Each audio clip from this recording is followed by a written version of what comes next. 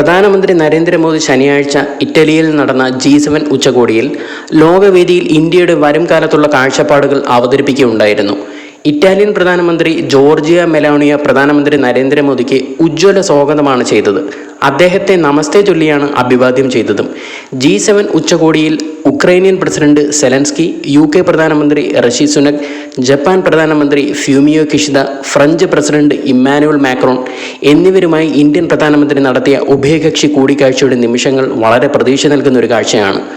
കൂടാതെ US president Joe Biden, German chancellor Olaf Scholz, Canadian പ്രധാനമന്ത്രി Justin Trudeau, തുർക്കി president Recep Tayyip Erdogan, UAE president Mohammed bin Zayed Al Nahyan, Brazil president Luiz Inacio Lula എന്നിവരുമായും പ്രധാനമന്ത്രി ആശയവിനിമയം നടത്തിയിരുന്നു. പ്രധാനമന്ത്രി Modi X പ്ലാറ്റ്ഫോമിൽ ഇങ്ങനെ എഴുതി: ഒരു സുപ്രധാന G7 ഉച്ചകോടി. അവിടെ ഞാൻ ഇന്ത്യയുടെ കാഴ്ചപ്പാട് ലോകവേദിയിൽ അവതരിപ്പിച്ചു. അദ്ദേഹത്തിൻ്റെ ഈ വാക്കുകളിൽ നിന്നും മനസ്സിലാക്കുന്നത് ശക്തമായ കാഴ്ചപ്പാടുകളോട് കൂടിയാണ് മൂന്നാം തവണയും അധികാരമേറ്റു എന്നുള്ളതാണ്. രാജ്യത്തിൻ്റെ പേര് എല്ലാ മേഖലകളിലും മുന്നിലെത്തിക്കാനുള്ള അദ്ദേഹത്തിൻ്റെ വിഷൻ വളരെ പ്രതീക്ഷ കൈവരിക്കുന്ന ഒരു കാര്യം തന്നെയാണ്. G7 ഉച്ചകോടിയിൽ ഇന്ത്യയുടെ 11ാമത്തേതും പ്രധാനമന്ത്രി മോദിയുടെ തുടർച്ചയായ 5ാമത്തേതും പങ്കാളിത്തമായിരുന്നു ഇത്. മനുഷ്യ പുരോഗതിയിൽ സാങ്കേതിക വിദ്യയുടെ പങ്കുൾപ്പെടെ വിവിധ വിഷയങ്ങളെക്കുറിച്ച് അദ്ദേഹം സംസാരിച്ചു. വിവിധ വശങ്ങളിൽ സാങ്കേതിക വിദ്യയുടെ ഉയർച്ചയും പ്രാധാന്യവും എന്താണെന്നും അതിനെക്കുറിച്ച് പ്രസ്താവിച്ചിരുന്നു. സൈബർ സുരക്ഷയെക്കുറിച്ച് ഇന്ത്യ അതിൻ്റെ വികസന യാത്രയ്ക്ക് AI എങ്ങനെ പ്രയോജനപ്പെടുത്തുന്നു എന്നതിനെക്കുറിച്ചും സംസാരിച്ചു. AI സുതാര്യവും സുരക്ഷിതവും ആക്സസ് ചെയ്യാവുന്നതും ഉത്തരവാദിത്തമുള്ളതുമായി തുടരേണ്ടത് പ്രധാനമാണ്. എക്സിലെ പോസ്റ്റിൽ പ്രധാനമന്ത്രി ഇങ്ങനെ പറഞ്ഞിരുന്നു: സാങ്കേതിക വിദ്യയുടെ വ്യാപകമായ ഉപയോഗത്തിൻ്റെ വെളിച്ചത്തിൽ സൈബർ സുരക്ഷയുടെ പ്രാധാന്യത്തെപ്പറ്റി അദ്ദേഹം ഊന്നി പറഞ്ഞിരുന്നു.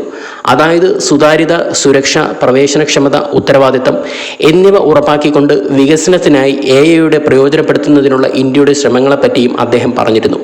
കൂടാതെ പാരിസ്ഥിതിക സുസ്ഥിരത പ്രോത്സാഹിപ്പിക്കുന്നതിനും ഭാവി തലമുറകൾക്ക് പ്ലാനറ്റിനെ കൂടുതൽ വാസയോഗ്യമാക്കുന്നതിനും ലക്ഷ്യമിട്ടിട്ടുള്ള ഏക് പത് മാ കെ നാം ക്യാമ്പയിനിൽ പ്രധാനമന്ത്രി മോദി എടുത്തു പറഞ്ഞിരുന്നു. ഇന്ത്യയുടെ ഊർജത്തെ സംബന്ധിച്ചിടത്തോളമുള്ള സമീപനം അതിൻ്റെ ലഭ്യത, പ്രവേശനക്ഷമത, താങ്ങാനാവുന്നത്, സ്വീകാര്യത എന്നിവയെ അടിസ്ഥാനമാക്കിയാണ്.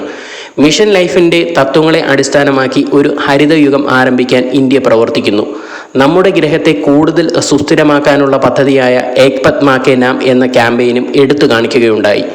ലോക നേതാക്കളുമായി സംവദിക്കാനും ഇതുപോലുള്ള വിവിധ വിഷയങ്ങൾ ചർച്ച ചെയ്യാനും കഴിഞ്ഞതിൽ വളരെ അഭിമാനമുള്ള കാര്യമാണ്.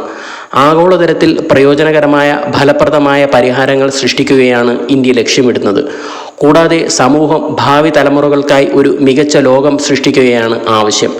G7 ഉച്ചകോടി ഔട്ട്റീച്ച് സെക്ഷനുകൾക്ക് പ്രധാനമന്ത്രി മോദിയെ ക്ഷണിച്ച ഇറ്റലി യൂറോപ്യൻ യൂണിയനിലെ ഇന്ത്യയുടെ 4ാമത്തെ വലിയ വ്യാപാര പങ്കാളിയാണ്. നിലവിലെ ഉഭയകക്ഷി വ്യാപാരം $15 ബില്യൺ. മൂന്നാം തവണയും സത്യപ്രതിജ്ഞ ചെയ്ത് അധികാരമേറ്റതിനു ശേഷമുള്ള പ്രധാനമന്ത്രി മോദിയുടെ ആദ്യ വിദേശ യാത്രയാണിത്. ഈ കൂടിക്കാഴ്ചയിൽ ആഗോള വെല്ലുവിളികളെ നേരിടാനും ശോഭനമായ ഭാവിക്കായി അന്താരാഷ്ട്ര സഹകരണം പ്രോത്സാഹിപ്പിക്കാനും ലക്ഷ്യമിടുകയാണ്. ഉച്ചകോടിയുടെ ഔട്ട്റീച്ച് സെക്ഷനിൽ AI, ഊർജം, ആഫ്രിക്ക, മെഡിറ്ററേനിയൻ എന്നിവയിൽ ഇന്ത്യ ശ്രദ്ധ കേന്ദ്രീകരിക്കുമെന്ന് പ്രധാനമന്ത്രി പുറപ്പെടുന്നതിന് മുമ്പ് തന്നെ ഊന്നി പറഞ്ഞു.